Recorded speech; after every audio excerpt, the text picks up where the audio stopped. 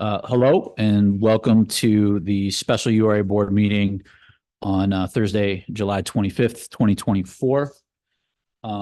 We'll take roll. I'll note that we have three board members joining us remotely, Director Williamson, Representative Powell, and Director Conley, with Council President Lavelle and myself present in person. So all board members present and accounted for.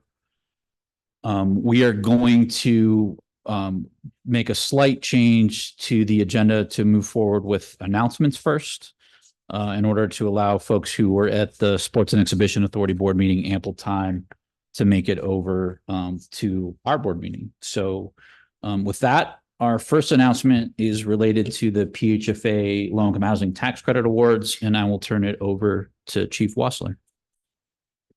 Thank you, Chair Chintalopoli. Good morning, members of the board, URA staff, and members of the public in attendance today.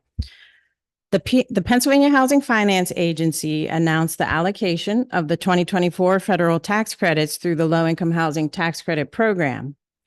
The URA is extremely excited to announce that 6 projects in the city of Pittsburgh have been awarded 9% tax credits through the PHFA's competitive process.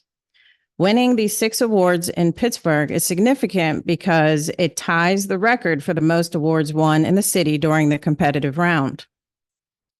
These 6 awards underscore the commitment from the state through PHFA, the Gainey administration, and the URA to address the needs, the affordable housing needs in the city for our vulnerable populations.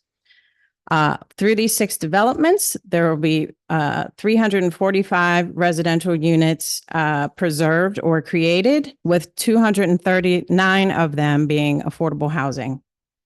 The URA wants to thank PHFA for their continued investment and support, as well as our state senators and representatives for their advocacy in securing significant investments from the Commonwealth for the city of Pittsburgh.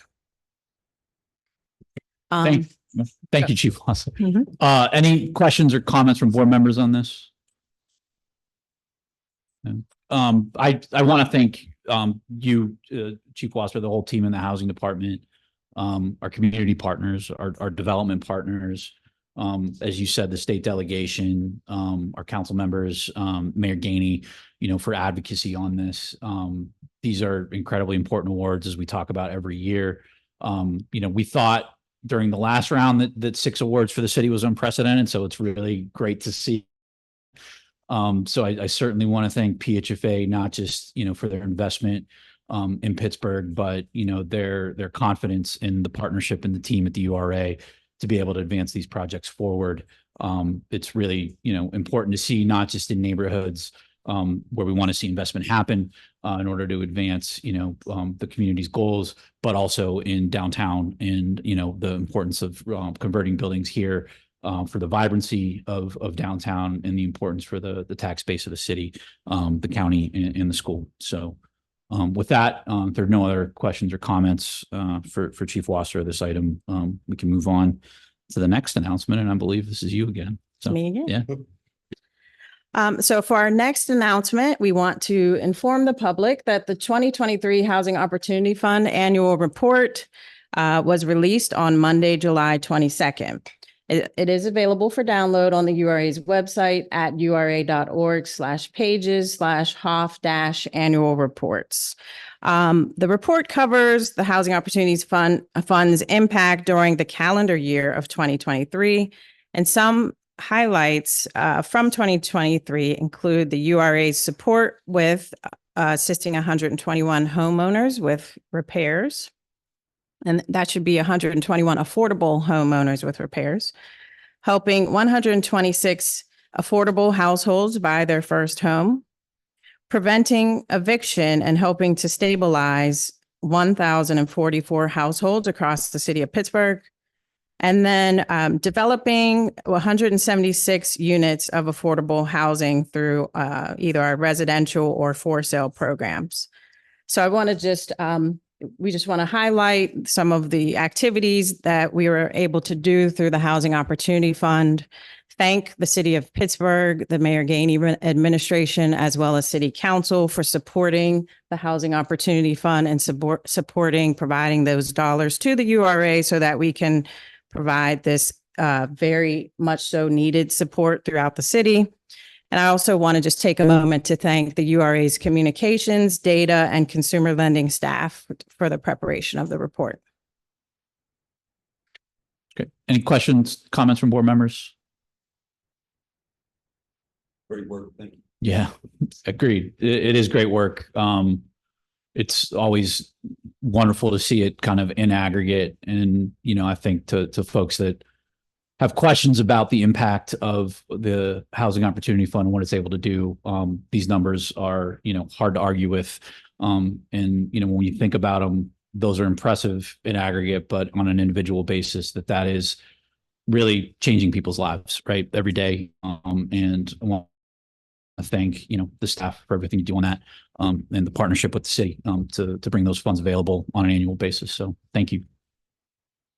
I'll also just quickly add, for those who may have been a little skeptical about the city taking out a bond, these numbers also demonstrate why that bond was so important and will absolutely bear fruit. So as we as we near closer to begin to actually be deploying those dollars. So that's also a justification for why we did that. Thank you. So returning back to the public comment portion of the agenda, I will turn things over to our executive director. Thank you. Hello, everyone. My name is Sushila Namani Sanger, Executive Director of the URA. As Chairman Chintalapalli stated, we'll move into the public comment portion of our board meeting. Members of the public are always welcome to provide comment here in person, virtually through the Zoom webinar, or providing a written comment. All public comments submitted in written form or provided during the meeting will become part of the minutes and meeting record for today's meeting. We have 7 registered speakers. Each person will receive 3 minutes to speak.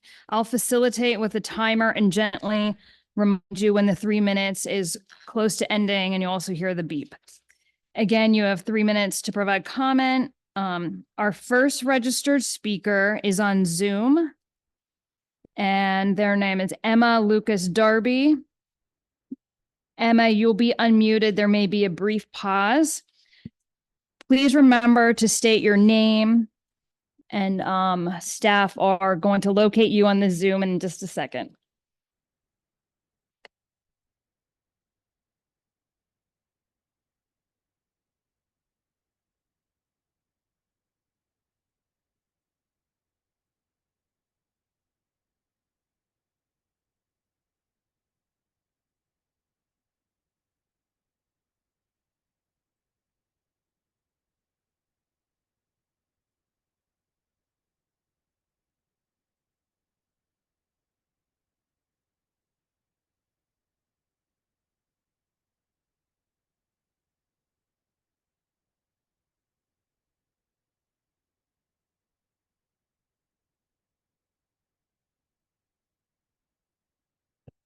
Okay. The next registered speaker is Dylan Brown. I don't see Dylan. Is Dylan there? Okay. Public comment for the Lower Hill, at least, because the Sports and Exhibition Authority meeting was at 10 and the URA meeting was at 11. So most people have not been able to make it over to the URA yet. So there are about 4 to 5 additional people who are coming. So we are going to hold off on the Lower Hill comments until everyone arrives. You're the third registered speaker. We're going to hold off until, we're going to hold off as a community until, and we do ask for greater consideration in the future for community members. You can sit down for a second. I'm going to wait for everybody.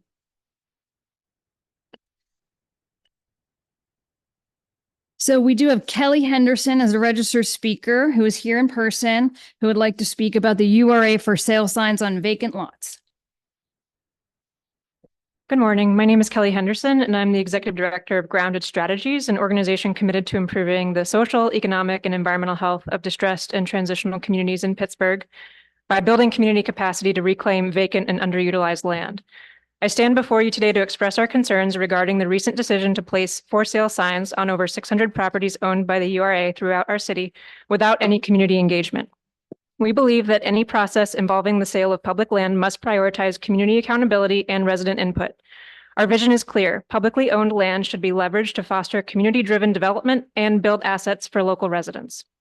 To achieve this vision, we propose the following principles, which are a few highlights of the written response provided by the Housing Justice Table, of which Grounded is a member. 1, incorporation of green space. Integrate green spaces into all development plans to enhance public health outcomes, quality of life, neighboring property values, and environmental sustainability, and to reduce crime. Number 2, timely and transparent communication. Ensure that community residents are informed promptly and comprehensively about all potential transfers of city-owned property. Number 3, neighborhood planning. Prioritize the development of comprehensive neighborhood plans and parcel by parcel vacant land plans funded by the city, ensuring that projects align closely with the unique needs and aspirations of our communities. We urge the URA and city leadership to embrace these principles and work collaboratively with us to shape a future where all residents benefit equally from the use and disposition of publicly owned land. Thank you for your attention and commitment to our shared vision for a thriving and inclusive Pittsburgh. Thank you. There is another written comment related to the for sale signs, and I will read that into the record in full. It is by Renardo Walker.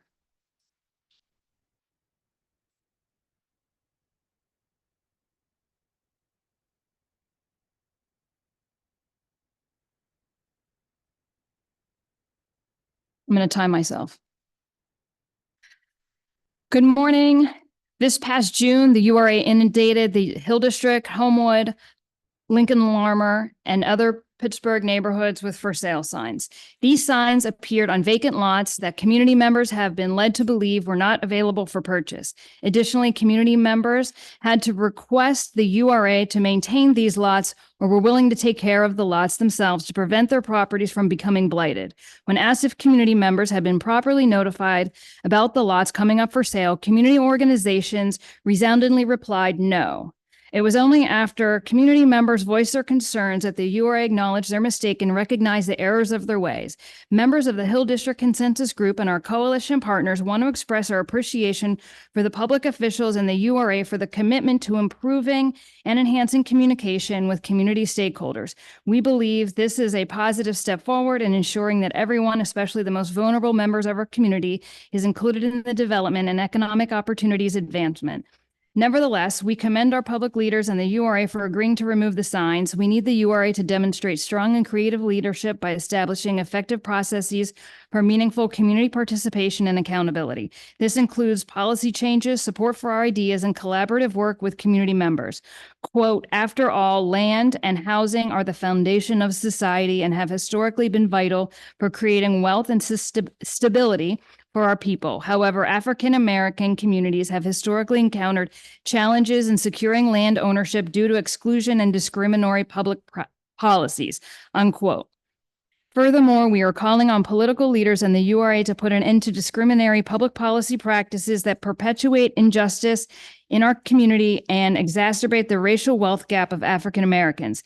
These practices only serve to benefit the elite and individuals and corporate interests, allowing them to obtain critical assets in our communities that have been plagued by disinvestment and neglect, all in the name of urban renewal, aka, quote, Negro removal, unquote, to accommodate those with greater wealth. In 2014, the Hill CDC conducted a report for the Hill District Community Land Trust. The report aimed to introduce and propose new land bank legislation to expand community ownership and build wealth in the Hill District. So it's important to recognize their past efforts and then work together to prioritize racial equality at the core of correcting practices that do not support permanent affordable housing, preservation, participation, and community ownership of land. And there's a source for the Hill District Community Land Trust on a website. In addition, there are successful CLT models from other cities, such as Philadelphia's right of first refusal for community land trusts and the accomplishments of the CLT model in Baltimore. This model now offers a sustainable way to establish and safeguard community control over decisions that directly affect neighborhoods. And there's a source listed here for the Baltimore Land Trust plug away a vision for development without displacement. Finally, we recognize that addressing housing and land issues in distressed communities will require significant change and a new approach from the city and the URA. Therefore, as community stakeholders, we are fully committed to improving our community since we offer programming and create projects to transform equity. For instance, we are paving way to educate and teach residents how to build a just future, resist gentrification, and overcome displacement pressures. Additionally, we are collaborating with them and others within our networks to develop strategies that support community ownership opportunities and other economic systems so our community members can benefit from the fruits and their and our ancestors' former labor as a collective good. We want to express our gratitude for your time, and we're excited about the opportunity to work together with you. Sincerely, Hill District community groups and members. Apologies for going over. It's probably best to just read the whole thing into the record.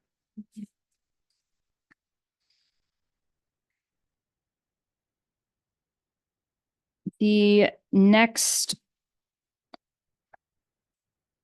all the other comments are related to the Lower Hill. There is a virtual participant with their hand okay. raised. I don't know if we Okay, want to- thank you. Okay, virtual participant, you're labeled as iPhone 4. Just a reminder, you have 4 minutes. Please state your name. And I'll start the clock whenever you begin.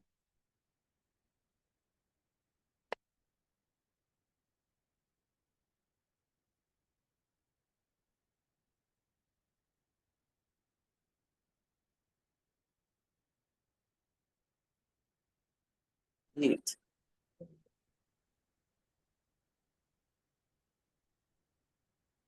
I don't know. Okay, we can hear you.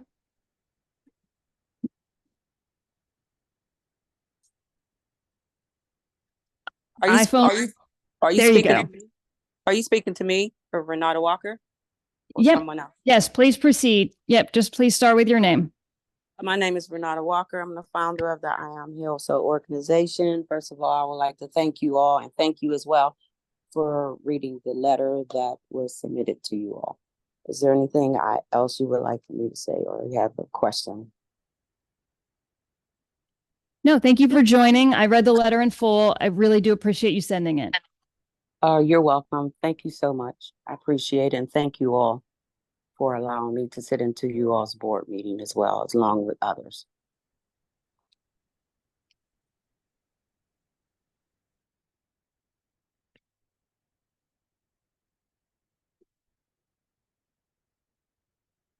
Employee of the Hills CDC.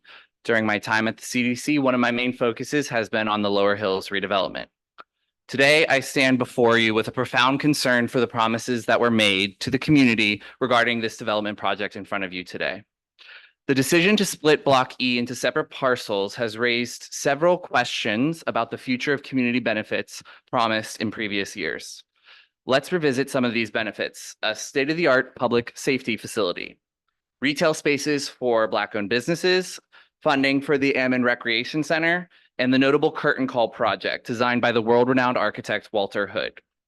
The Curtain Call, first conceived as a symbol of sustainability and solidarity, was meant to capture the essence of the Hill District's history, engaging visitors before they entered the arena, whose history is forever tied to the community. This project, however, has been incomplete since 2009. Despite the Penguins' legal obligations under the 2019 term sheet of preliminary conditions signed by both the URA and the SEA, which mandated filling any funding gaps immediately, the reality today is starkly different. The relocation of Curtain Call without community input and the prolonged delays in securing funding paints a troubling picture. It begs the question, why have public agencies allowed a complete disregard of agreed upon terms? The community has patiently endured 15 years of setbacks, while the Penguins have expeditiously secured funding for art that glorifies their ownership. This is not about a delayed project, it's about accountability and respect. The Hill District deserves better than unmet promises and bureaucratic inertia. With no clear established timeline for the development of the parking garage, the public safety facility, and final donations to Ammon Recreational Center remain with an equally unclear future. Today demands action. We cannot allow this legacy of unfulfilled commitments to continue. The URA must enforce the terms of the 2019 agreement, compelling the Penguins to fulfill their obligations without further delay. I stand with the residents of the Hill District in demanding justice, accountability, and respect. In conclusion, let us remember that the Curtain Call project is not just about open space, art, or sustainability and stormwater management. It's about honoring the history, spirit, and resiliency of the Hill District. It's about remembering our past and learning from it by holding those in power accountable for their commitments to equitable development and community benefit. What message are we sending today by not completing this project? To all the people of the Hill District, your patience has been tested, but your determination is unwavering. Your voices must be heard and your community must be respected. Thank you for your time.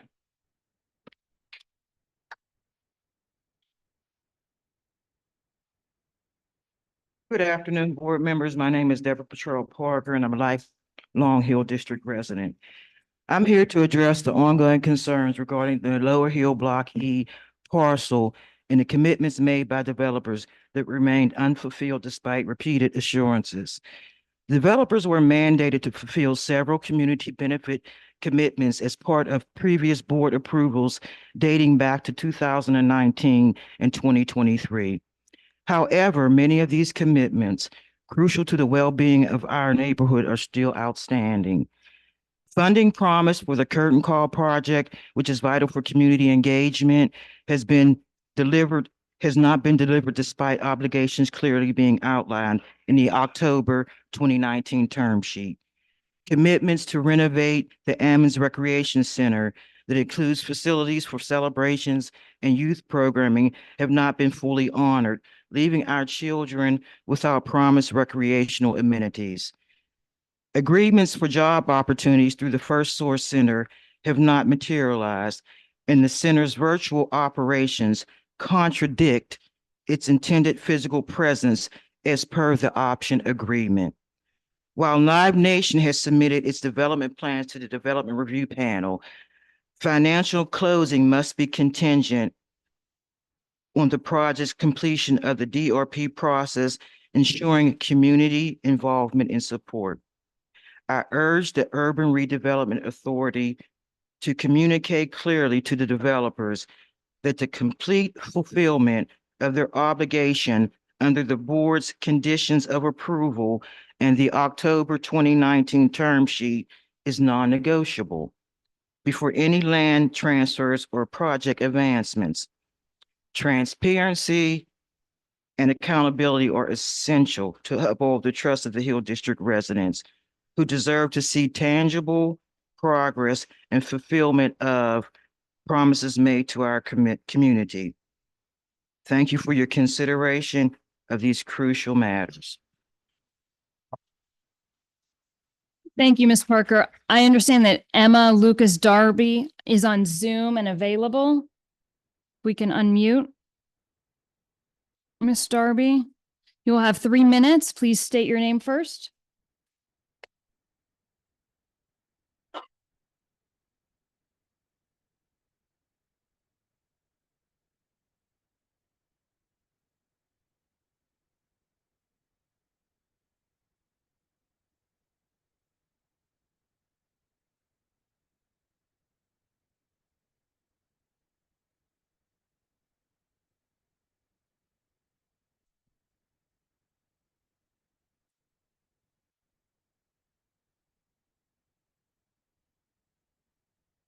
All right, let's try to go back to, okay. Marimba Maligned, you're listed as our next registered written in-person speaker.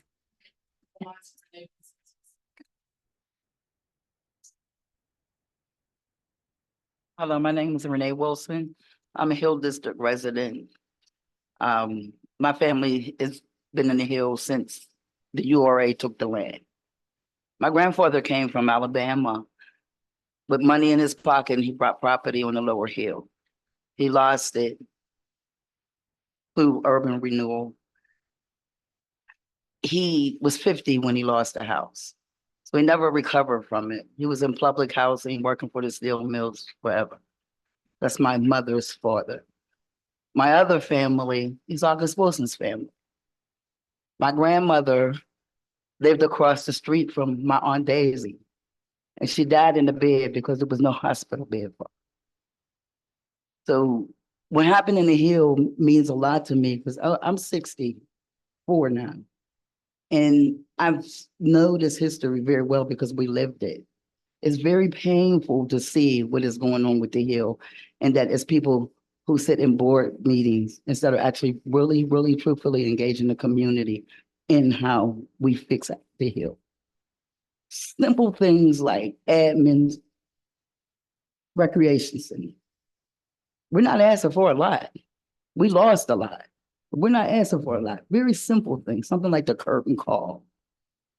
Black people working on Freedom Corner or in these places that we're building, that we're saying that we want to fix. Wrong. When is wrong going to ever be fixed? I've addressed this for many a times. It's sad to have to keep coming back for the same thing. Be patient. We've been patient. It's been over 50 years. Over 50 years, nothing. It's always a fight just to get anything. We can't get little things done. You're pushing us out. You're not making enough housing. None of our history matters unless it makes you money. It makes no sense. When is this going to actually really change? You put signs up on our property. You don't understand it's tied to our heart. You ever been everything been taken away from you? You have to start again and not have anything, and then anybody could come and just put signs up on stuff and say it's for sale, but not for you. Not for you. So you continue to open the wound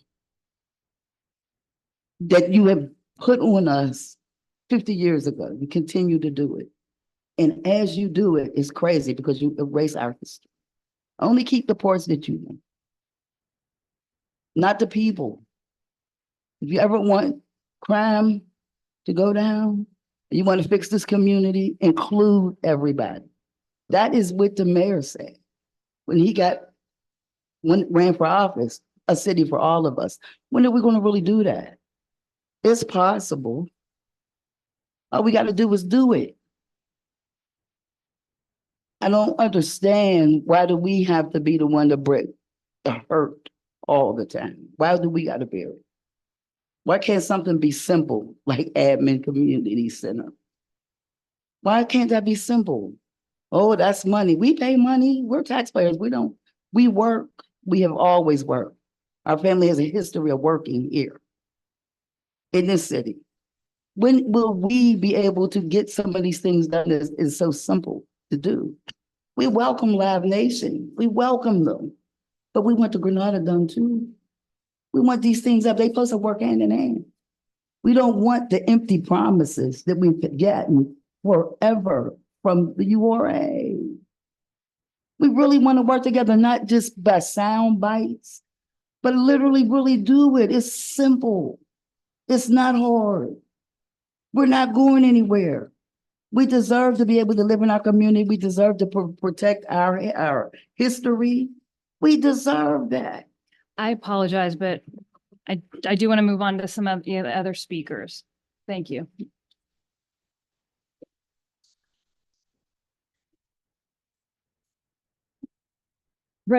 Thank you. Deidre Washington. Yes. Good morning, 3 board minutes. member. My name is Deidre Washington. I am a community resident. I'm here to address the concerns of regarding Lower Hill Block E.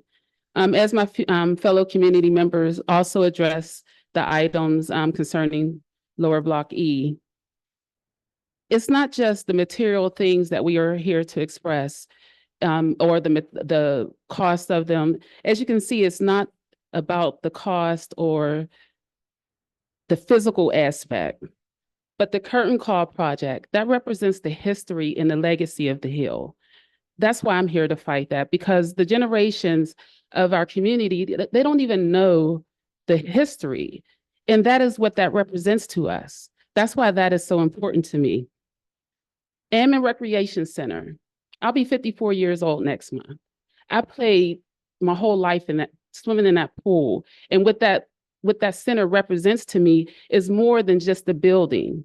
And for them not to honor that and to just skirt it away when they said that was one of the first acts that we had.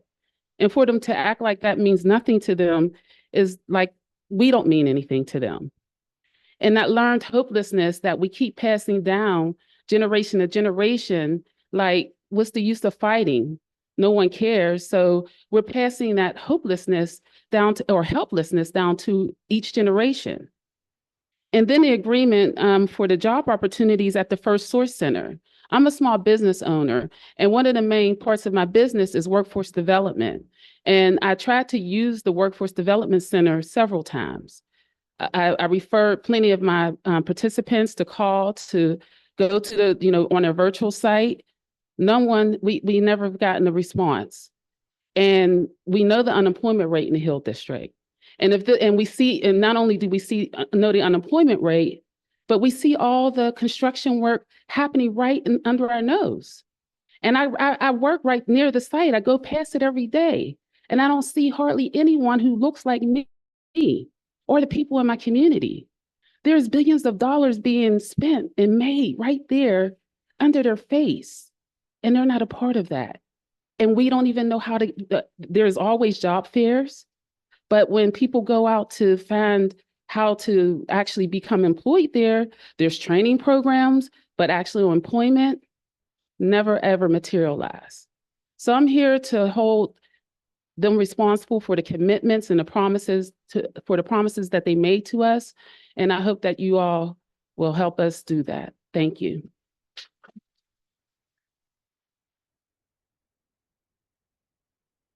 Remember, you're the next and last registered in-person speaker. Good afternoon. Good morning. My name is Marimba Malayans. I am President and CEO of the Hill Community Development Corporation. And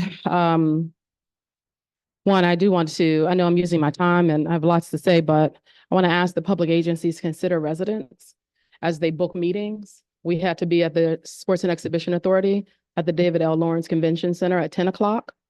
And then this meeting was at 11, and you both have twin actions on the agenda. So you all were aware that it would be very difficult for people to participate in both. And so I think that when you hear the frustration of residents, those are the types of small signals that send there's a lack of consideration and respect. Okay. And then when I entered, I noticed that the room here is called the August Wilson Room, and that there's a beautiful piece of art that highlights Black Lives Matter as the central focus. And the actions that don't reflect the legacy of August Wilson, nor the fact that or the idea, I should say ideal, that Black lives do matter. So I'm going to start with a couple of August Wilson quotes. You have inspired me. Confront the dark parts of yourself and work to banish them with illumination and forgiveness. The greatest tragedy is not death, but a life lived without purpose. And finally, you got to be right with yourself before you can be right with anybody else. And so I stand before you today and ask that you get right with the Hill District by making sure that all of the conditions that were committed in October of 2019 are part of any affirmative votes that you take today. The community does not have access to information at the level that you do as a board. We don't have the level of transparency. We just ended up at a Sports and Exhibition Authority meeting where a resolution that's not been available to the public was affirmed and approved. I presume that you all have reviewed a resolution that you're going to pass today, or that you anticipate passing today, that the public has not had available to it. So it is very difficult for us to help you to affirm or to give guidance and input if there is a resolution. I know you're going to take an action, but what is the detail of that action? What are the words that sit behind the vote that you're going to take? And so it puts the residents at a disadvantage when there's not an opportunity to see the information. So with that said, I'm going to wrap up shortly. With that said, we are here to require that you as public appointees appointed by the mayor of the city of Pittsburgh, as our SEA board members appointed by the mayor of the city of Pittsburgh and the county executive. So in this capacity, you're serving the public.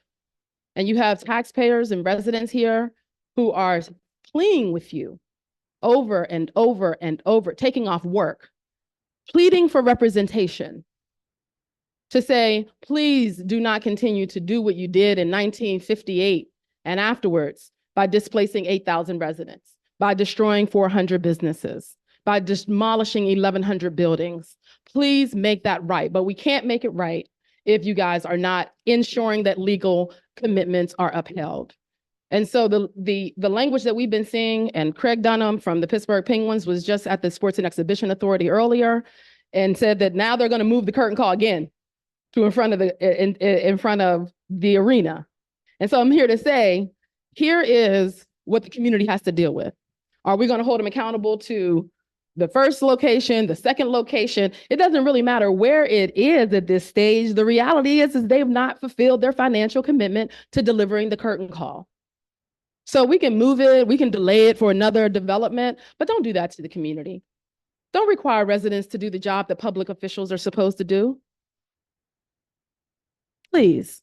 Also, the Ammon Recreation investment. Now, it's our understanding that the city has reached an agreement to defer the payments to Ammon Recreation Center whenever the parking garage comes. But we don't even know when the parking garage is going to come. As far as I know, the parking garage is not funded. There's no advancement on that plan, which a lot of residents have concerns about the parking, rightfully so. That's going to impact the Hill District. And also the EMS center that was promised to the public. What becomes of those things, right? And at what point does the city, at what point does the county, at what point does the URA and SEA say enough is enough? You have had development rights for nearly 15 years without being able to execute, except for one building. At what point does the city of Pittsburgh deserve to see its public officials hold a private entity accountable for delivering a development that is the heart of our city, that can generate thousands of jobs? I know I'm over. I'm sorry. I just had to advocate on behalf of Access. The First Source Hiring Center is closed. The agreement that you all previously voted on said that it had to be on or near the site. It's not even open. If you don't have digital access, the mayor was in the Hill District yesterday with the federal government promising an initiative to increase digital access. So that signals right there that that is a top community in the country. For the federal government to come to the Hill District and make an announcement about internet for all signals that there is a digital access issue. And yet here, the First Source Hiring Center is only accessible through digital access, right? So let's align our goals with our processes. And then finally, I'd just like to say that the accountability that you can bring today is by ensuring that any conditions approved, right? Any conditions approved. We just heard the SEA's conditions. They did not require First Source Hiring Center would be reopened. They said that there should be training. That's a problem, right? They did not require any accountability on the curtain call at the SEA. That's a problem, right? And so again, how do you all make it right if the SEA is not making it right at the same time? So with that said, there are many other things I'd like to speak to, but I know we're out of time. I do appreciate your time. I know this is not an easy job for you all to have to listen to community residents come and, complain about different things like for sale postings in public lots and so forth, but we need your help. We're here because we need your help. So that's what we're here to do today, is ask you for your help. Thank you. Thank you. We have one more public comment in person. Sam Gibson with We the People 412. Sam, you have 3 minutes. Morning, ladies and gentlemen. How we all doing today? My God, I didn't know I was walking into this. But I came down representing the Homewood area. I had the pleasure this week, and I'm a little disturbed on the relationship that what I've understand for the past 40 years of my life, what the relationship is with the URA and what they are to the communities of the city of Pittsburgh. Spoke with a man by the name of David, and last name I want to say Greer, whatever it is. He sat in the room, he just gave me the finger and told me it was him. Hello, David. So I've established this thing with the city of Pittsburgh when the COVID was over. I had a phone call from the URA and they asked me to do something within the dynamics of the community with the National Night Out. I'm only here because of that one reason. I find that the URA is not very accessible. They do not help out the Black community, the Black and brown community. There is no reasoning with this organization. This organization says there's a whole lot of programming for it. And if you're not in the clique, you don't get what is coming to you. So I want to say this, and I want to say it on an open forum. The URA, you all are a bunch of liars. Everyone, this blood sits on you all's hands the way you all come through these Black neighborhoods and you all buy up. You all got all these signs all over the place to sell this property to all these big giant people who don't live in our country. They come in and they buy up and they do whatever they want. But on the bloods of the backs of these people who've been here all their lives, try to buy that property and you all give them the runaround. I met a young man who was Asian. He was Asian. He bought a row houses on Mertland, right next to Westinghouse High School, Asian.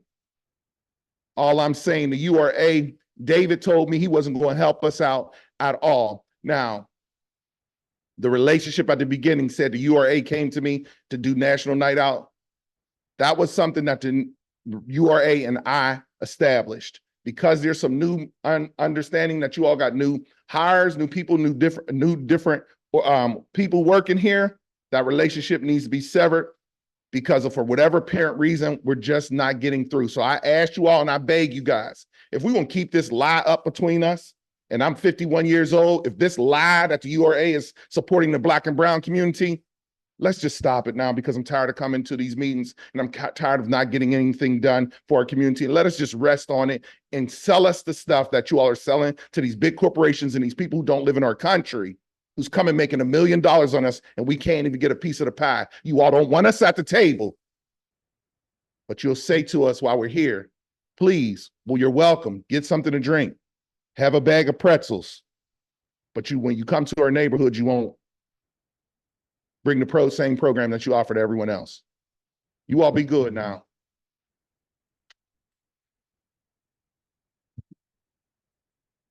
Are there any other in-person speakers? Have we found Emma Lucas Darby on Zoom yet? Okay. We did receive a letter from the EMC that I will read into the record. We received it yesterday, July 23rd. Okay, the EMC who signed this letter, Executive Management Committee, Jake Pollock, co-chair, Daniel Lavelle, co-chair, Craig Dunham, co-chair, but I do have a note that Craig Dunham and Tracy Lewis Camp, both employees of the Penguins, recused themselves with respect to the letter. The letter is addressed to myself and Aaron Waller, Executive Director at the SEA. The undersigned are co-chairs of the Executive Management Committee as established by the CSIP for the Lower Hill. The EMC's primary role is to take such actions as may be necessary or desirable to ensure that the optionee and its selected redevelopers comply with this plan. The 5 principal focus of the EMC are 1, setting the vision and preserving the legacy, 2, developer selection input, 3, plan compliance, 4, dispute resolution, and 5, making recommendations. In its compliance capacity, the EMC is writing regarding pending actions before your respective boards concerning Lower Hill Block E2, which would authorize the optionee to proceed with redevelopment of the parcel as a music venue in partnership with Live Nation. We understand that the proposed board actions establish a series of conditions that must be met prior to final closing of the related land transfer. We understand that the conditions being considered are based on conditions that were approved by the URA Board in May 2023 for a takedown of the entirety of Block E, but ultimately not consummated. One condition of the May 2023 Block E takedown authorization contemplated certain progress on the curtain call. This condition required that work to advance the curtain call through the zoning and development review process may be paused until a community meeting could be held concerning revised plans for the location of the curtain call prior to the end of August 2023. Though that meeting took place within the required time frame, work to advance the curtain call has remained stalled. This lack of forward progress on the curtain call is the latest in a cumulative 5 years and delays to this project, which stands in direct contradiction to the 2019 term sheet in which PAR agreed to immediately fill any outstanding funding gap and support the seller, URA and SEA, with the design and installation of the curtain call. The curtain call is more than a public art installation. It is his symbolic reminder of the harm done to the Hill District community by the previous round of redevelopment of the Lower Hill, which systematically displaced hundreds of Hill District residents, destroyed Hill District businesses, and irreparably damage the fabric of the community. Representation of current and former Hill District residents, and especially of the Lower Hill community that was lost, is a community demand that must be honored. For this reason, completion of the curtain call is a foundational expectation that should stand as a prerequisite for further development of the site. This expectation was reflected in the 2019 term sheet, and it is unacceptable that it remains unfulfilled. The EMC respectfully calls on the URA and SEA to confirm its commitment to assure Option E's timely resumption of the work on the curtain call in conjunction with allowing Block E to proceed to closing and further development. Yours in service, EMC co-chair Jake Pollock, Daniel Lavelle, Craig Dunham, co-chairs. I believe that exhausts public comment. Thank you. Oh, yes. Please remember to state your name and I'll put a 3-minute timer on. Good morning, everyone. My name is Loretta Payne. I am a lifelong Hill District resident. I love living in the Hill District, and I'm also a small business owner of a notary business in the Hill District. My concern is the fact that I've heard how the URA have made so many promises and they haven't been fulfilled regarding the curtain call, regarding Ammons. And the Hill District is one of the most beautiful places in the city of Pittsburgh. And I think it's up to us, okay, to maintain it, to upgrade it, to help the residents. And regarding source, I have called there many times, and unfortunately, I have not gotten a response. So I think that needs to be looked at because, again, whenever I'm walking downtown from Cliff Street where I live, I don't see anyone on the left side of where the construction is going on, anyone of color. So I know we've been trying to get people into training jobs and so forth and so on, but this has been plenty of years that has not happened. And I'm starting to wonder what the problem really is if people are trying to apply for jobs and that's not coming to fruition.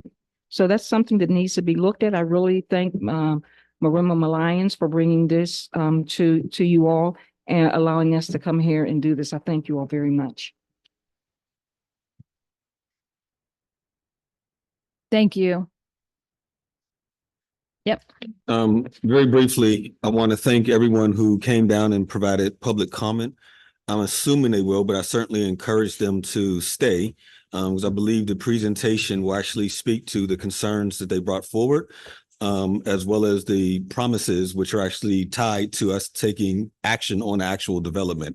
So I just encourage them to stick around for the presentations. I believe it'll address the majority of their concerns. Lastly, I do want to speak to, it was made that the public had no opportunity to understand what we were voting on. That is actually not true. What we're voting on today was actually daylighted back in June. Everything that we have before us was before us then in draft form. Fair enough. But that information was publicly provided and there's nothing new taking place here today. We're just have it in final form, and that final form has been available for the last 48 hours. So I just wanted to at least acknowledge that for the record. Thank you. Thank you, Council President. Moving on into our regular agenda. Let the slides catch up here. Our first item is on the Hill District, the Lower Hill. And I'll be turning it over to Chief Link. Thank you very much, Mr. Chair, members of the board, the public. My name is Thomas Link. I'm Chief Development Officer here at the URA. I'll be making the staff presentation as to the Block E actions that at today's board meeting. So today's requests are voting actions regarding the Block E development parcel in the Lower Hill. As was just referenced, these voting actions were part of the June 13th, 2024 non-voting briefing for the board and for the public. I'll start with a report, and then the development team is here, which will have the opportunity to provide their own comment, information, and report to the board and the public as well. For the benefit of the board and for the public, just walk through a bit of history here. So the takedown process for Lower Hill Development's actions as to Block E. So Block E is the development parcel, and there's a map here to the east of what's now the FNB Tower development site, bordered by Fullerton, Bedford, Logan, and Wiley. Just for everybody's information, Block E is owned by our partners, the Sports and Exhibition Authority, the SEA. Pursuant to the June 18th, 2018 option agreement, the SEA and URA Board of Directors must give final approvals prior to takedown of properties comprising of the Lower Hill site, which of course Block E is one of these parcel properties. As was referenced before, as part of this process and to consider takedown of properties in the Lower Hill site, the URA Board provides non-voting briefings to the public to provide advance notice before considering votes related to the Lower Hill development site, as was just referenced. This occurred on June 13th, 2024. I'll also note, just for the record, that the board and the public were further briefed as the Block E at meetings on November 10th, 2022, March 9th, 2023, which was also a non-voting briefing, May 11th, 2023, and of course, June 13th, just a little bit over a month ago. The URA Board approved a conceptual development plan in October 2019 for the development of Block E that included a structured parking garage, public safety facility, and live entertainment venue. At the May 2023 URA Board meeting, the URA Board approved the takedown of Block E for this development plan, which was a structured parking garage, the public safety facility, and the live entertainment venue with an approximate total project cost of about $110 million. On March 26th, or not 26th, excuse me, on March 22nd, 2024, Pittsburgh Arena Real Estate Redevelopment, or PAR, submitted a takedown notice to the URA and to the SEA requesting that Block E, be subdivided into two development parcels. So parcel Block E2, which is located between Wiley, Logan, and Fullerton for the development of the live entertainment venue, and then Block E1 for a future structured parking garage. So put plainly, essentially, PAR has requested of the authorities that the takedown that was submitted previously for the takedown of Block E be replaced in favor of this new takedown notice of Block E2 for the development of the live entertainment venue, and that block in Block E2, and then Block E1 would be for a future parking garage to be developed in the future. Excuse me as I turn my notes. Just some data on the live entertainment venue itself, which of course is in the director's report and available to the board and the public. The live entertainment venue is about a 98,500 square foot entertainment venue. It has about 7,300 square feet of commercial space. It has a total project cost of about $64 million. As was mentioned before, Block E2 would be conveyed from the SEA, which of course is the property owner and our partner in this development site, to the venue parcel owner. Venue parcel owner in caps, so an entity. Venue parcel owner would enter into a ground lease with Parcel E Holdco LLC for the construction of the live entertainment venue to be operated on Block E2. Parcel E Holdco LLC is a partnership of Live Nation Worldwide, Inc., Fenway Sports Group, LLC. Live Nation Worldwide is a wholly owned subsidiary of Live Entertainment, Inc. Live Nation, Entertainment, Inc. And I'm going to read through the board resolutions for the visibility of the board and for the public, but essentially what these resolutions are is a rescission of resolutions 170, 171, 172, and 173 of 2023, which were the previous board actions back in May for the takedown of Block E, and replace those resolutions with new resolutions, which are being considered here today for the takedown of Block E2 for the development of the live entertainment venue. These conditions were, as was noted before, were in the non-voting briefing described and presented at the June 2024 board meeting. These resolutions, I believe, are exactly the same or substantially the same as those that were provided at the June briefing. The conditions that will be, then I'll read through them in full, of course, are the retail incubator space, the Ammon Recreation Center donation, a booking agreement related to the New Granada Theater, the provision of 250 parking spaces to New Granada Theater, commitments as to LERTA payment, a ticket surcharge agreement, ticket surcharge agreement, minority women business enterprise, sustainability, economic impact, and workforce development commitments, curtain call, a New Granada Theater fundraising commitment, and to the First Source Center. Noted as, which is a part of the key difference, which has been described here already, but just for clarity, the substantive change from the May 2023 resolutions as to what's being considered today, of course, is the public safety facility is not included here, as that's contemplated to be part of the parking garage development and is not part of what's now Block E2, the live entertainment development. We can go through the slides further, which I just described. That's a description of the site. I won't get too deep into this because I don't want to comment too much on design, but just for the board and for the public, just some that was the design presented in May 2023. You can go to the next slide. Design here today. You can go to the next slide. Similarly, at a different corner of the May 2023 design, and then the next slide, I believe, shows sort of an up-to-date design that's being considered for the site. You can go to the next slide.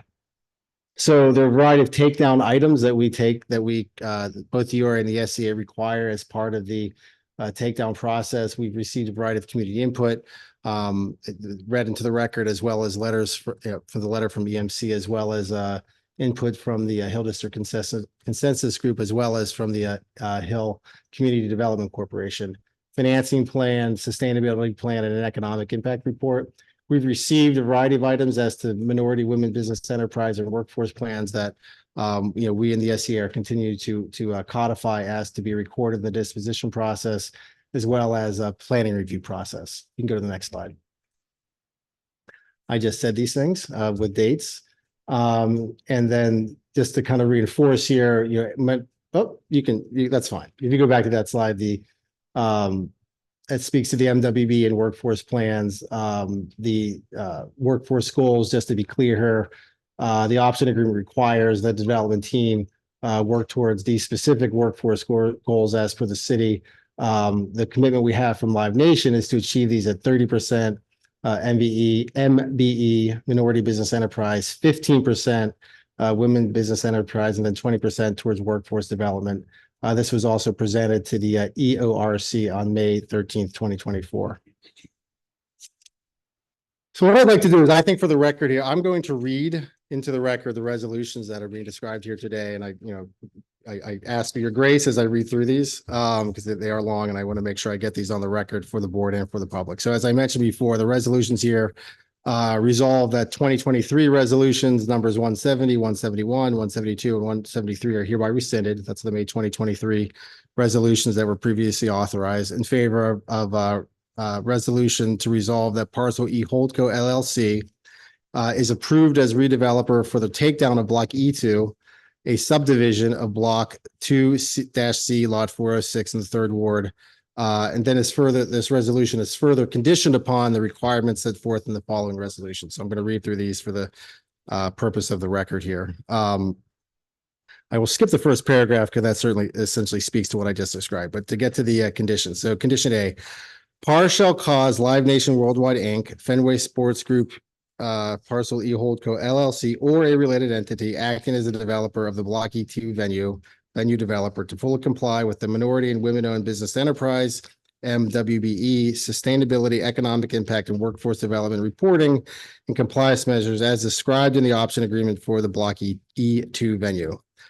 B, if the final land development plan for Block E as approved by the City of Pittsburgh Planning Commission is modified with respect to the Block E2 venue, PAR shall cause the venue developer to submit the revised drawing plans to the authority in this case being the URA and the SCA for review prior to submission, for the final land development plan to the City of Pittsburgh Planning Commission if required.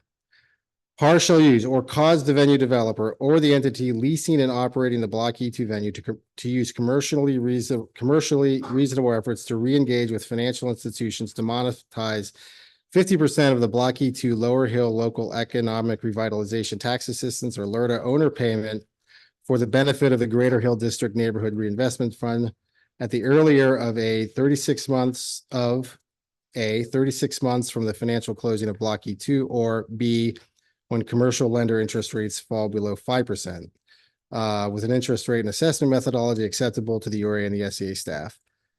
D, execution of a ticket surcharge agreement in a form acceptable to the URA and SCA staff by and between URA, SCA, PAR, and the venue developer, which will provide a $2 surcharge on every sale of a public ticket for the first 10 years, beginning with the first ticketed event of the operation of the Block E2 venue to the GHDNRF, which of course is the Greater Hill District Neighborhood Reinvestment Fund,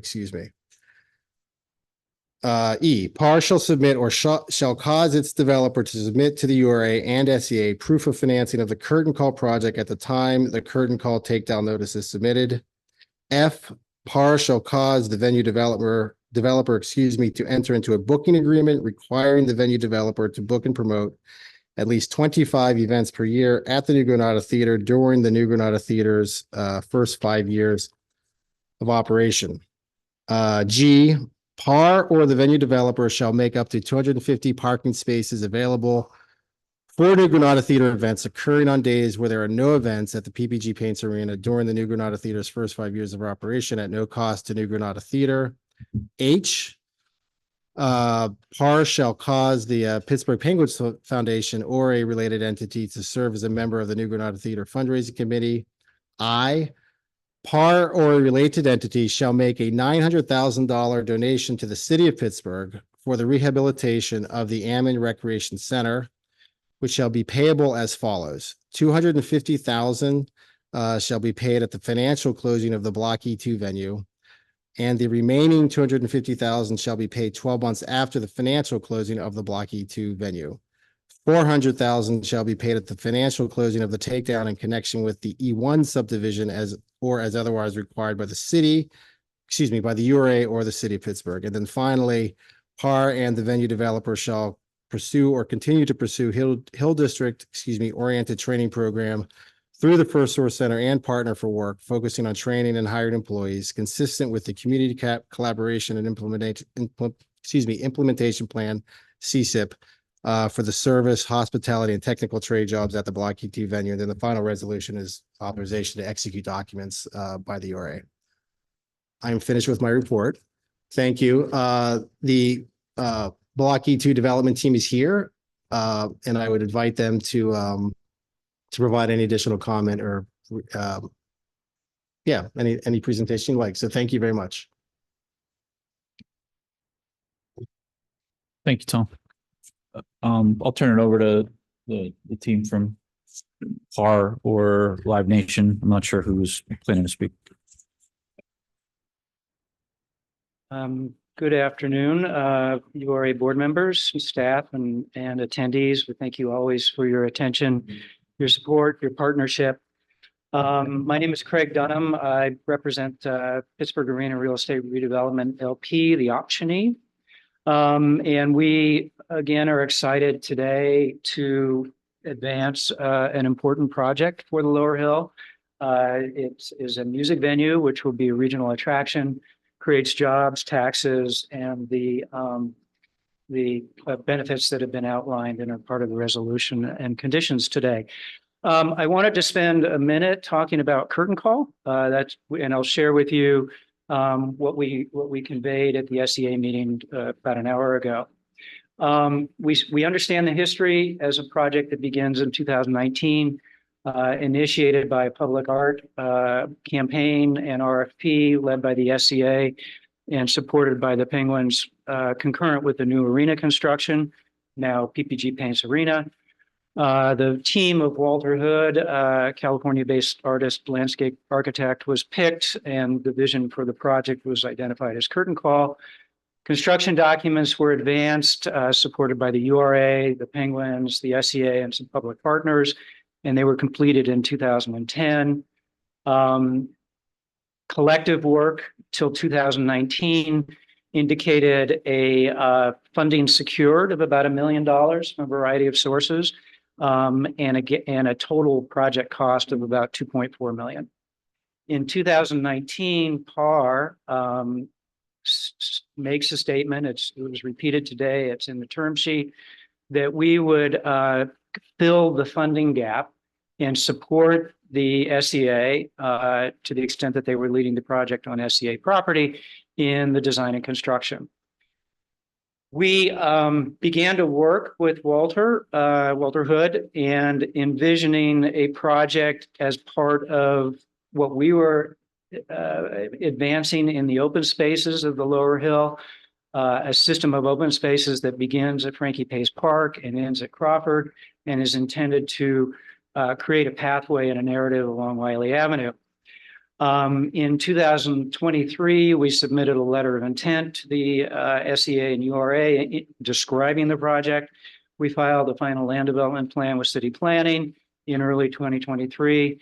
We were asked to pause those efforts, convene a meeting jointly with the Hill CDC and other community organizations to talk about the history and the rationale behind the change of location. We convened that meeting, lots of input. I wouldn't say it was unanimous in any direction, but it was really clear that urgency and the need to deliver on this project was tantamount. Some people like the new location, some people like the evolution of Walter's work and expression. Others were strongly connected to the original location.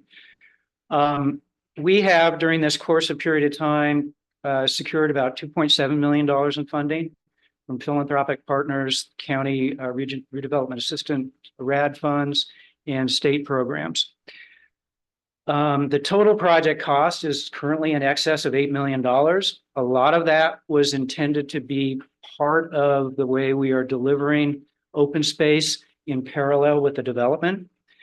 We are not in a position to advance that open space concurrent with adjacent development at this time. So the project for us remains a priority, but can't be realized at pace. So we hear the urgency. We've had multiple meetings. I had an evening with Irma Coy and Edna Council 2 weeks ago. I heard comments this morning in both venues about the urgency. So rather than wait and have it become something that's realized parallel to our development cycles, which are market driven, what we're proposing today is to shift our focus and our collective resources to the original site. We affirm the importance of the project. We affirm our role in it, both as a hockey team and as a development entity. We engage Walter Hood. Many of you may or may not be aware that the plans that produced in 2010 had some problems with accessibility. They really didn't work. They need to be revisited based on the existing conditions in the site.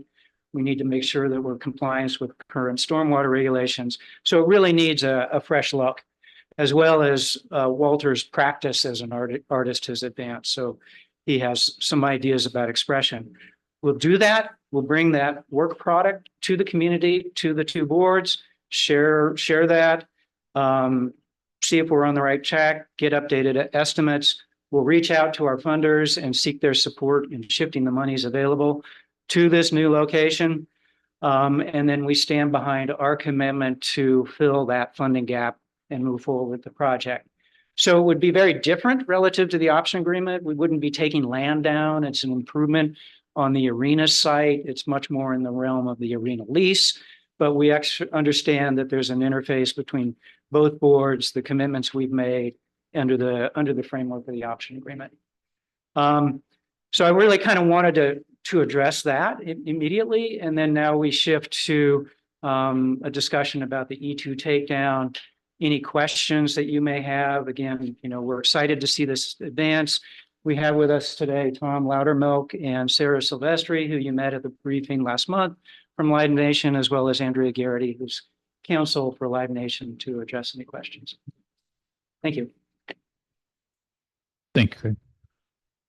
I guess questions, comments from fellow board members, like open it up. Council President. Thank you. Craig. Sure. Just to follow up on the curtain call, and to put it more succinctly as I hear it, which is we have not delivered on this. We acknowledge that. If we keep it in its current location, it probably will not be delivered on for some period of time because it's tied to the housing site. Given the community's urgency, given the community's wish to have this done, even with the EMC letter that you're obviously a member of, we will shift to go back to the original site and move to the greatest extent possible forward with that site. My sort of request / ask is, given that there has been changes to that site, and I don't know how these changes affect the original curtain call, you've acknowledged sort of the ADA concerns. There is now a Mario Lemieux statue at the top of the site. You have a technical name for it. I call it the torch at the bottom of the site. And so I think it'd be helpful for all of us if we collectively got back in a room, and I say collectively as depends in the community, to both look at what was, and I'm assuming, I don't know this, that I can blank on his name, the designer, Walter Hood, thank you, may even want to incorporate some of his latest aspects into that design, right? So I just think we need to sort of, to the greatest extent possible, in the very near future, have a collective conversation about going back to its original site, which I think is good. And I think that allows us to move forward and put this behind us. But I think there are going to be changes. I just think we need to have a collective conversation about what those changes are so that we're all on the same page, if that makes sense to you. Yeah, I completely concur. And I think that's the approach that we'll take. When it was designed, there was no Logan Street. When it was designed, there were still some conditions being worked out with the rectory behind the Epiphany.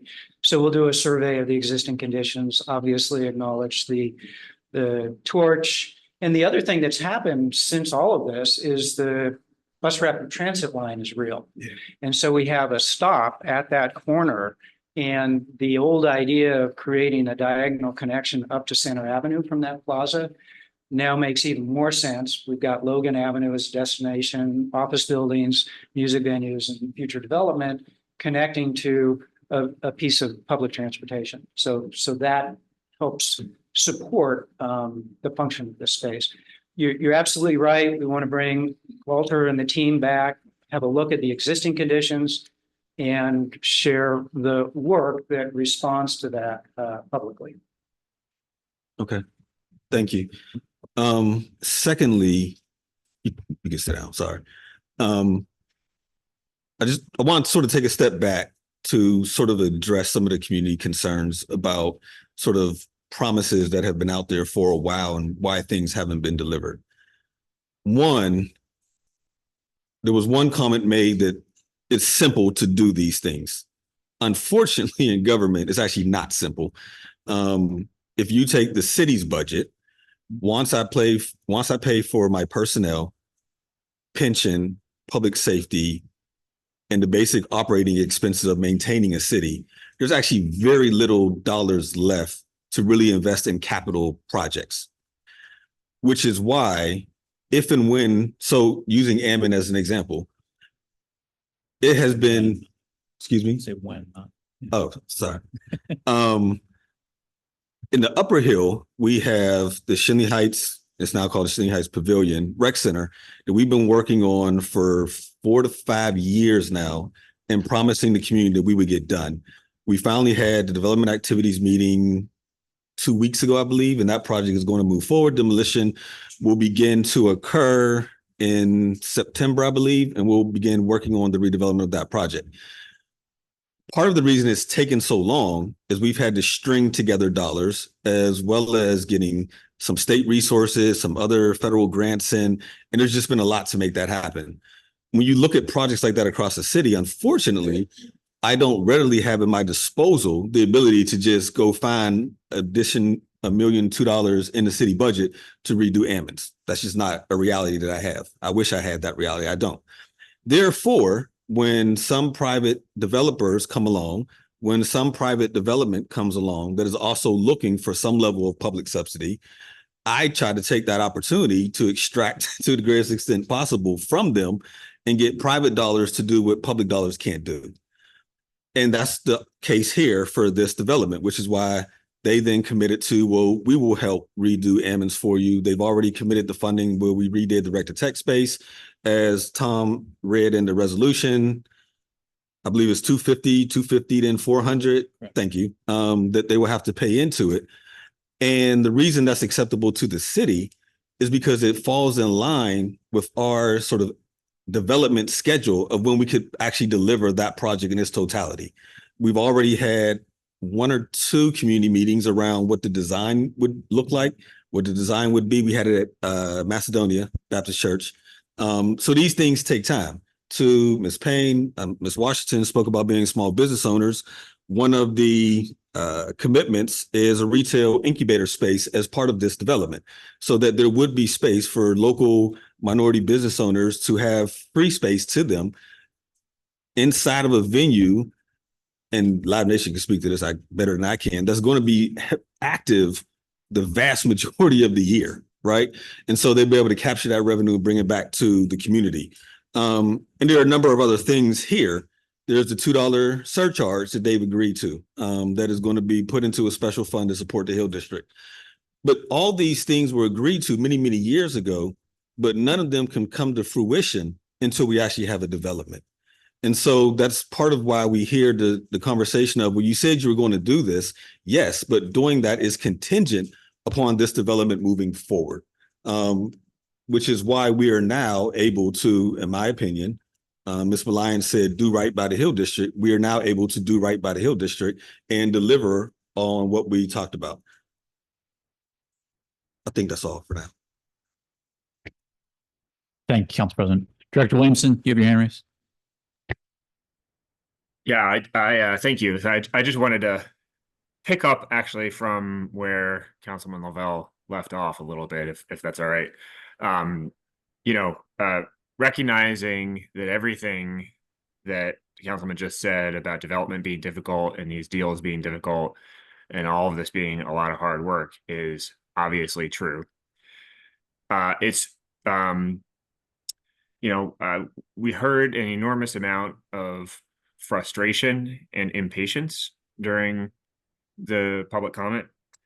And I think it's worth just sitting with that for a minute, actually, because, it's been 5 years since we did the initial action, the initial approval on this parcel. 5 years is a long time to get from preliminary approval to this point.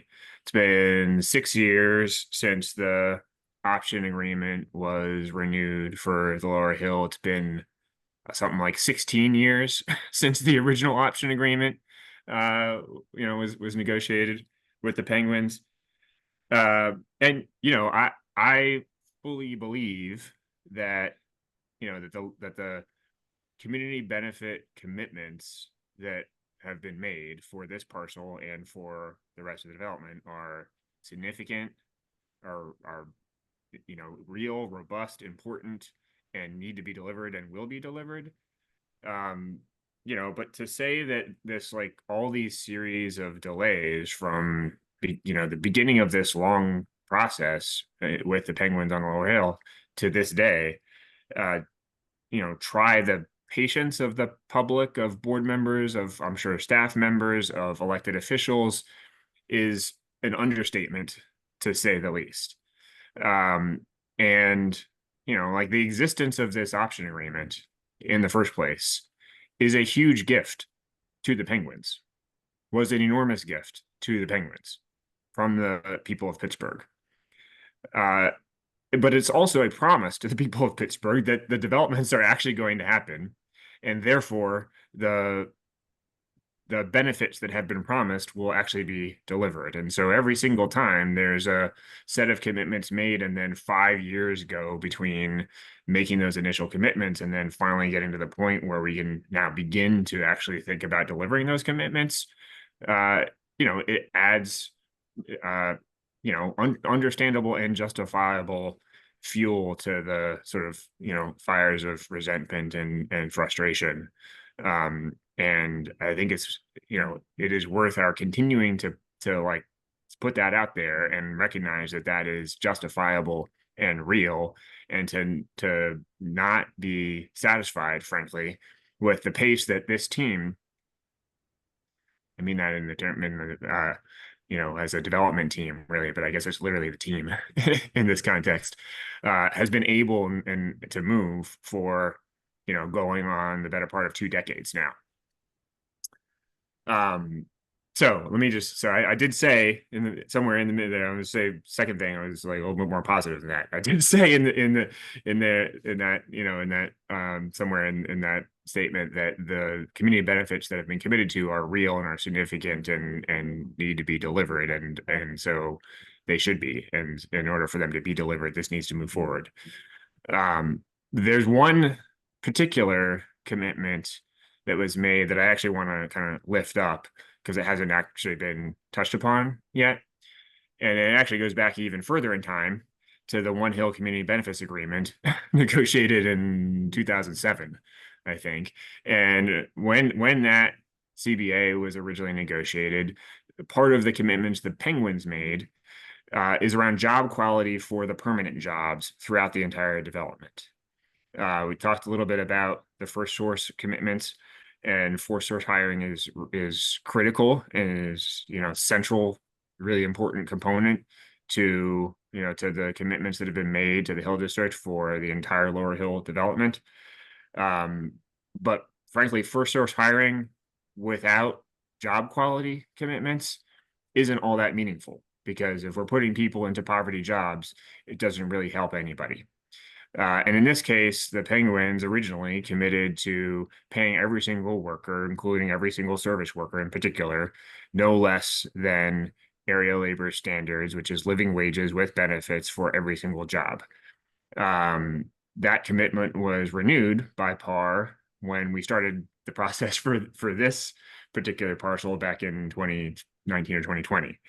And I want to thank Live Nation for recently renewing that commitment and and pledging that the jobs created in this particular venue will be living wage jobs for every single one of them, and that they or their whoever the employer is will also remain neutral in any potential unionization effort among those workers. That's, to me, like really central to making this actually a complete puzzle that fulfills the promises made to the community. Because if we aren't creating good jobs, not just during the construction phase, but forever, then we're not doing enough. And so I want to just like lift that up and thank PAR for continuing to commit to job quality, and thank Live Nation for honoring that commitment. Thanks, Director Williamson. Well said on both fronts there. Director Connolly. Thank you. I just want to thank URA team for your presentation, and then the developer and also all the public that attended, in addition to my fellow board members for what you've shared. I had a question. So during the briefing, the folks from Live Nation presented sort of an outline and table of all of the community engagement that was either occurring like that week specifically or in the weeks to come.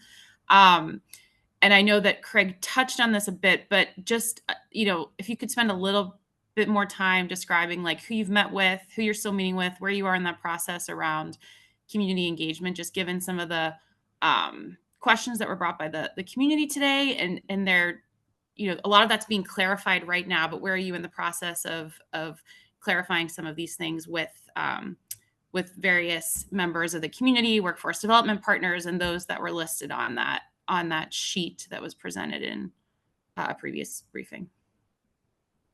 Hi, Sarah Silvestri from Live Nation. Thank you all for your time today. So just wanted to touch on those items that you've mentioned. So since we presented to you previously, we've met with a number of the groups that we had on our presentation, including the ACH, the Hill District Collaborative, the Hill District Consensus Group. We met with Partners for Work. We spoke with Sam Williamson to confirm our commitment to the Statement of Principles. We met with Uptown Partners, Pittsburgh Downtown Partnership, Duquesne University, and I mentioned ACH Clear Pathways, Arts in HD, August Wilson House, and had very productive conversations with all of them and took note of all of their concerns. They were really wonderful calls. We have since submitted our presentation to the DRP, and we're looking forward to a meeting that we have scheduled for August 7th, and subsequently looking forward to a meeting with the community on September 5th. And we've prepared responses for comments that we've recently received for our submission.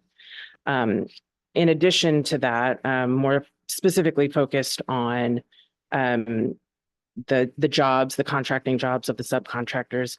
As mentioned previously, we've retained the services of Turner Construction and PJ Dick, and they've both moved on into creating these community engagements from their perspective. There's been so from Turner, there's been social outreach, there's been a project information session, there was a WMBE event, there's been flyers passed around at several city events. There was a pre-qualification event. There will be another one in August. There will also be a workforce development program happening in August, as well as the start of several classes to help members of the community become skilled members to join union trades. In addition, Turner has reached out to the CEO of CDC, the programs director, Rick Holmes, executive director, Kelly Protho, and among many others, the director of Workforce Equity Master Builders Association, Lance Harrell. And then to go to PJ Dick, they have built a website. They've posted a number of ads in the Pittsburgh Post-Gazette, the Pittsburgh Courier. They've sent a number of emails to the Chamber of Commerce, Allegheny County Economic Development Group, Center for Women, Entrepreneurship at Chatham University. They have embarked on a social media campaign. They have held an in-person career fair as well. And so that's a general summary of what we've done. It's not exhaustive, and there are other details, but hopefully that answers your question. It does, yeah. No, I appreciate it. I know when you presented it last time, it seemed as an ambitious list to try to meet with all those folks within the coming weeks, but it seems like you've had a lot of the key meetings that you shared you were planning to have even the week that you presented to us and following. So I do appreciate just hearing where you are in the process and that you're scheduled for the development review process with the community as well. So thank you. Absolutely.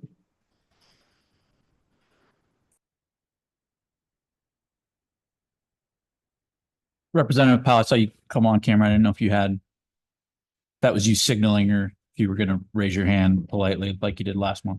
No, okay. Tom, and you went through all of the conditions, as part of the presentation, I think and we talked about it a bit last month during the briefing as well, but for the public's benefit, and I think both to what we heard in the comments as well as rightly what Director Williamson highlighted with wanting to, frustration on delivery of these and wanting to ensure that they happen. Can you just talk through for everyone a bit how our disposition contract works, enforceability of that and other things that will be, recorded with the property as conditions of close? Yeah, for sure. And I'll ask my friends here to back me up on our dispo contracts. But so all of the conditions I read and all the conditions, if to the extent that they're approved here at today's board meeting, these conditions carry to our disposition contract. Our disposition contract is essentially a recorded document that gets executed between the URA, the sellers of the land, so in this case, the SCA, the URA, with the redeveloper that codifies all conditions of the sale of this land, including these conditions. This is a recorded document. So they are enumerated in the disposition contract, which then get recorded and become a covenant that runs with the land. Now, and we work on this every day. Essentially, what that means is that the items that are agreed to in this disposition contract are enforceable and become a matter of, as a practical matter, a condition of title, essentially, right? So to have essentially clear title to the land after sale and after closing and operation of the land, this disposition agreement becomes a public document, a recorded document that carries with that. So the enforceability carries there. And that's essentially how it works. It gets recorded at closing. I'll say this, these conditions, as they're right here, as they are in the board document, as they will be in the resolutions that become the resolutions of this board, carry directly into that disposition agreement. This is not just sort of top line to that. This literally says this is the words that will be used, the language that will be in the disposition agreement. So that's essentially how it works. I don't know, Emma, you do this every day if there's something I'm missing, but that's how our dispo contracts work and how our process works through the board to the contract to a closing. Thank you.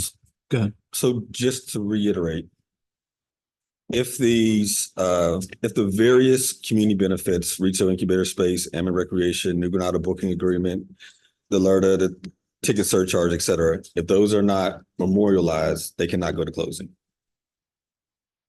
They get memorialized. I'll say this from my seat, assuming you approve this, assuming our board approves these conditions will be in the disposition agreement, which is frankly at this point largely negotiated because we already did this, just to be honest with you, to the previous action. And it will be in the disposition agreement. And yes, we will not close without them being as written here into that disposition agreement as I've described. Sure. That's exactly correct. Yeah. Thank you both. Craig, I know we spent a little bit of time during the briefing related to the changing, of the approach to Block E, with the venue going first now for some complications on the parking garage. And you spoke to still the importance of advancing the parking garage at some point, right, for the venue as well as the arena and other operations. I think we heard in some of the public comment a desire to hear a little bit more about that. I know you can't necessarily speak with specificity, but at least if you could speak to it broadly for reasons of, folks who may not have been at the briefing last month, as well as some of what we heard today. Sure. Thank you. So the garage is a integral component to the way the whole redevelopment works. It's a shared use garage. It isn't dedicated to the venue. It isn't dedicated to the office tower. It's a shared parking resource. So to the extent we advance, take down more parking and remove surplus parking, we need replacement parking. So it's integral to moving forward. We had last year term sheets from a lender that presented a number of challenges related to the supply of surface parking and the pressure that put on a operating reserve that added a very significant layer to the capital requirements of the project. We need to work through how that is supported. Bringing on the venue creates new demand, and the certainty of that helps dramatically improve the underwriting of the garage. We conceptualized it, but if it becomes real, that helps. We'll continue to look for tools and mechanisms leveraging tax diversion, the LERTA, all the available resources that we have to put together to continue to work on a project. Physically, the land of the footprint of the garage is going to be used to stage the venue. So there's some time before we could effectively begin the work on the garage. We're going to use that time to put it back together again and be in a position to move forward as quickly as we can. So. Thank you. Any other questions or comments just from board members? Motion to approve. We have a motion to approve. Is there a second? Second. All those in favor? Aye. Aye. Aye. Any opposed or abstentions? And the motion's carries. Thank you all. Moving on, our next item on the agenda is staying in the Hill District with the New Granada Theater, and Maya Fuse is joining us for this one.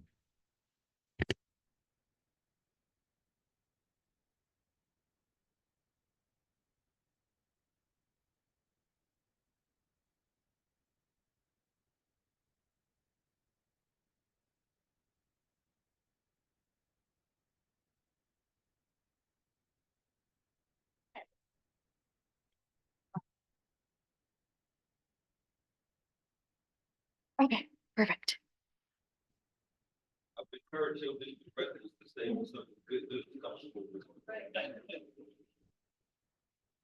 All right.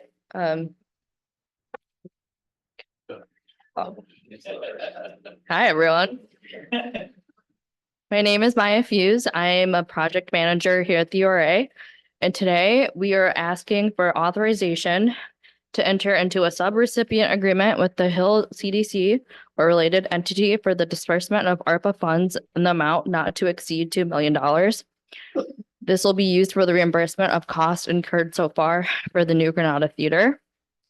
The ARPA funds will be used for facade and exterior improvements, building envelope repairs, demolition of existing structures, masonry restoration, excavation, structural improvements, and asbestos abatement. The Hill CDC acquired the historic New Granada Theater in 1995 and has been working to stabilize this historic building since its closure in 1974. I have a staff member from the Hill CDC who is here to answer any questions about the project and also provide a couple of remarks. Thanks, Maya.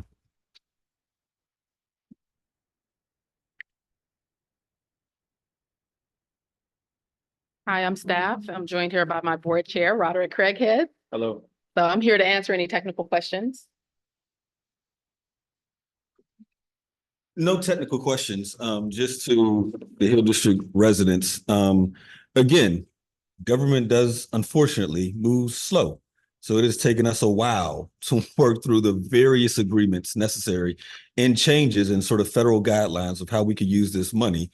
But to Ms. Malayan's earlier request that we do right by the Hill District, I believe we're doing right by the Hill District by investing $2 million into the New Granada Theater, which we collectively recognize as the asset and the critical asset for the city and this region that it is.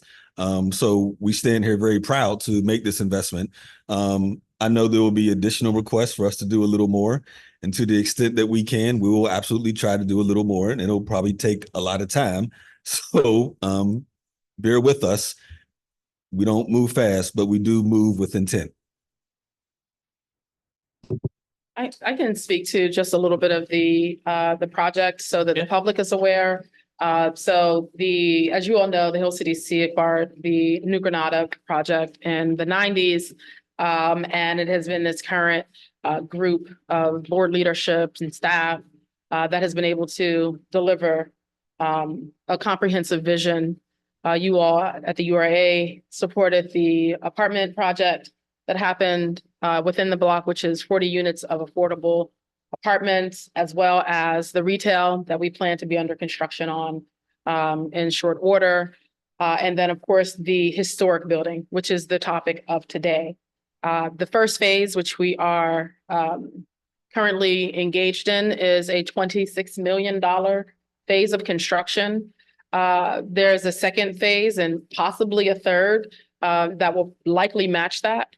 We have been very fortunate to, through lots of hard work, to raise money from private philanthropy, state support, federal support, as well as the urban redevelopment authorities and cities' anticipated investment. So we are excited about that.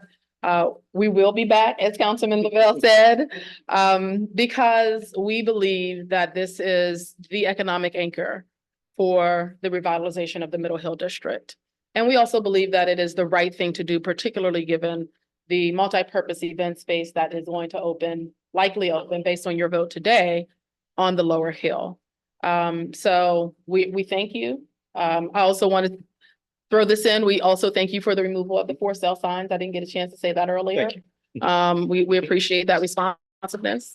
And I'm gonna yield to my board chair, and another board member here, Cecily Davis, is representing as well. Good afternoon. Just to reiterate, my name is Roderick Craighead. First and foremost, it is an honor and privilege to stand on behalf of the Hill District residents. So I thank you.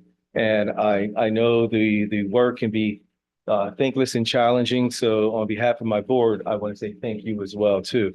The URA, thank you for your investment and to continuously have open dialogue with us. We hope that we move to a stronger area of accountability, inclusiveness, as well as the accountability aspect. And we're here to help and to strengthen our partnership as well too. So I just wanted to take some time to say thank you for the investment as well. Okay, any questions? She just wanted to come and support. You're welcome to comment. Okay. I wasn't sure. But we are always excited to see board members. I know you all know how that feels. That's right. As government workers.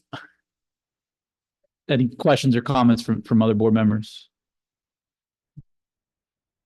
I want to reiterate the thanks to the board members and the community members who came out, not just for the last board item, but for this.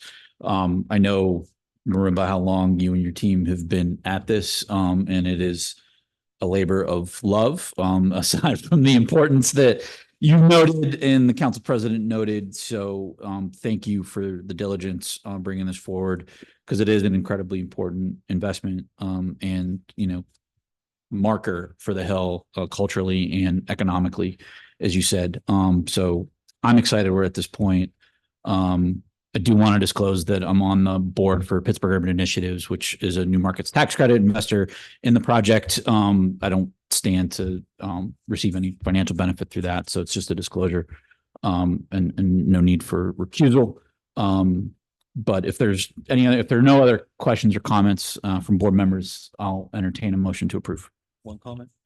Sure. I mean, Marimba one. Oh, I'm sorry. If I could just add that we are very appreciative to the URA staff that's working in the trenches. There are several staff members. Maya has been working on a day-to-day basis on this project. Thank you. We also have the leadership of PUI working on a regular basis on this project as well. So we want to be sure to, Rebecca, we want to be sure to recognize that we know that it's not easy. We know that you all have 90 communities. We don't like to accept that in reality, but we do recognize it. And so to contribute the amount of time that's required to do projects like this in the Hill District, it does not go unnoticed. And thank you very much, Sushila, also. We appreciate it. Thank you. Motion to approve. Do we have a second? Someone online. I'll second. Second. Thank you. All those in favor? Aye. Any opposed or abstentions? Great. The motion carries. Thank you again for your work. Marimba, thank you for thanking our staff. You're always very good about that. I remember that as a junior staffer myself. And, you know, I do want to reiterate that thanks to Maya, you know, the team that have been working on this, team of PUI, our legal team, you know, and real estate team they're in the background on all these things. You know, it doesn't get done without that hard work. So thank you all. Our next item on the agenda is in Beachview. Another one that's a long time coming. It's 1602, 1606 Broadway Avenue, and Leah Matthews is joining us for this. Hello, my name is Leah Matthews. I'm a senior project manager in the Development Services Department. Today, we're requesting authorization to enter into an agreement with Bear IC LLC or a related entity for stabilization, rehabilitation, and construction of the core and shell of the URA-owned property located at 1602 through 1606 Broadway Avenue for an amount of up to $2,421,717. This will be payable from American Rescue Plan Act funds and private funds granted to the URA from Casa San Jose pursuant to a commercial real estate development agreement dated January 3rd, 2024. The Casa San Jose is a community resource center that advocates for Latinx communities by promoting integration and self-sufficiency through a variety of programs. The Casa San Jose project will renovate the existing structure at 1602 Broadway Avenue, as well as construct an addition to the building. The space will serve as Casa San Jose's new office and as a community gathering space. This will provide Casa San Jose the opportunity to expand their services and offer additional programming for all ages. The project will be completed in 2 phases. Phase 1 will consist of the building's core and shell construction. Phase 1 will fully expend the funds from the ARPA grant and will utilize matching funds from Casa San Jose for the purpose of securing a redevelopment assistance capital program funding award. The URA will complete phase 1 and then transfer the property to Casa San Jose through the URA disposition process. Casa San Jose will then complete phase 2, which will include the tenant build out within the existing structure. Today, we have Monica Ruiz with us to answer any questions from Casa San Jose. Thanks, Leah. Monica, I want to give you the opportunity if you have anything you'd like to add to Leah's presentation. Yeah, sure. Thank you, Leah, for a great presentation there. I just wanted to reiterate the importance of this community building. As you all know, the Latino community has grown exponentially in the last 10 years. At Casa San Jose alone, in our very small, cramped offices right down the street from here, we have 35 staff that do not fit, and went from serving about 400 individuals per year to almost 6,000 this year. And so there is a need to have space. We currently rent space across the city to provide programming. Kind of going off of the 90 neighborhood thing, Beachview does tend to have a high percentage of youth that live in this area, and there isn't a community center, a rec center, or anything to help with the needs of the youth. What we've learned during COVID is that not only the Latino new neighbors that are coming in, but the longer term existing neighbors that have been there for a long time also tend to use our services. So although we are a Latino organization, but we will be servicing all of our neighbors in any way that we can, with whether it be with our food access, our health services that'll be provided in-house, or the youth programs. Great, thank you. Any questions, comments from board members here? I'd say noted at the beginning, I know this was a long time coming, so I do want to thank the staff's, diligence on getting it to this point. Monica, you and your team, for your work and your patience.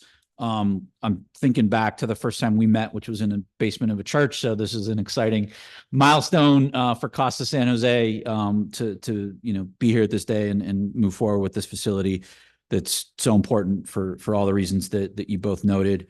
I think again, too, noting the ARPA, I know there's a lot of complexities that come with that. So do want to thank, staff for all the work behind the scenes on this, our legal team. I know it's a URA owned property, so the real estate team, for everything that everyone's done to get here. So if there's no other questions or comments from board members, I'll entertain a motion to approve. Can we have a second? I'll second. All those in favor? Aye. Any opposed or abstentions? The motion carries. Thank you all. Congratulations. That is our last item on the regular agenda. I don't believe we have a disclosures agenda or what's the other one? Consent agenda for this month. Sorry. All our agenda names changing. It's hard to keep up. But with that, then I'll entertain a motion to adjourn. Do we have a second? I'll second. All right. Then we are adjourned. Thank you all. Thank you.